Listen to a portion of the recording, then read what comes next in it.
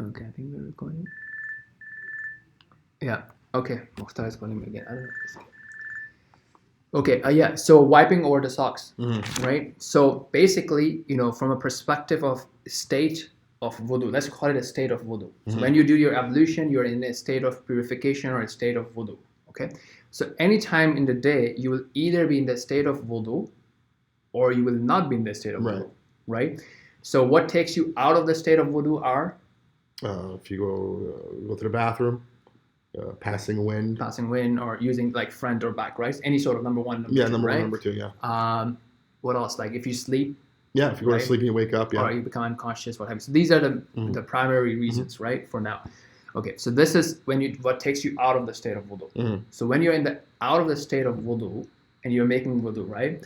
So by default, what you need to do is you need to wash your right feet. So imagine this is my feet. Yeah. Right feet, foot, between the toes, everything, and then the left feet. And then you are now in the state of wudu, right? And then you can basically, so now you're in the state of wudu.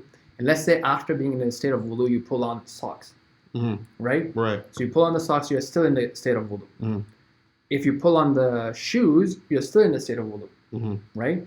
So the socks are on, shoes are on while you're in the state of wudu. Right. Then you do something that takes you out of the state of wudu. So you use washroom or whatever, something happens, you're out of the state of wudu, right? Now you need to make wudu again. But you're not able to wash your feet.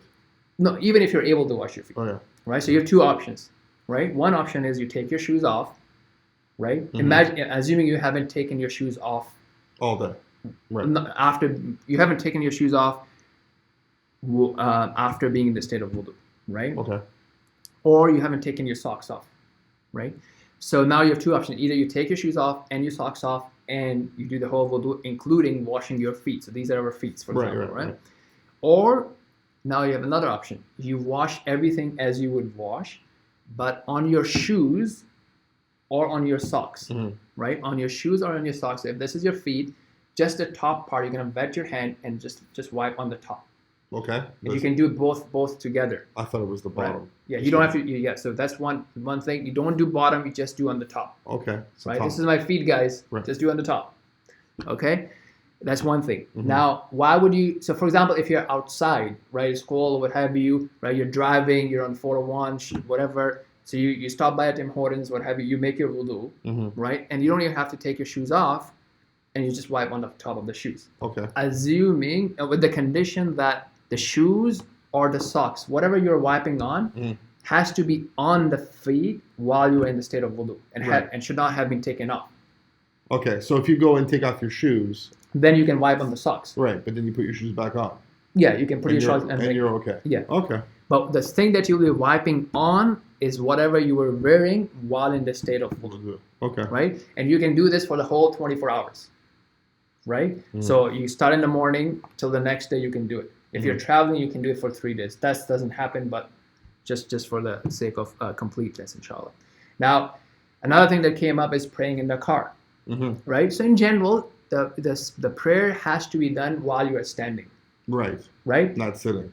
Exactly. But if somebody has a knee problem, right, and they will be praying while sitting, even in the mosque, then they can pray while sitting in the car, because that's the same thing for them, right? So they will just turn the car, or they will turn themselves, so they're facing Makkah, right? And they will pray within the car, no problem. But for someone like you're praying standing, right? So what you can do is you will park the car, right? And some people go. So there are a couple of tricks here, right? Sometimes you can do is like you can go to a mall and then pray in the corner, the stairwells. People are usually cool with that.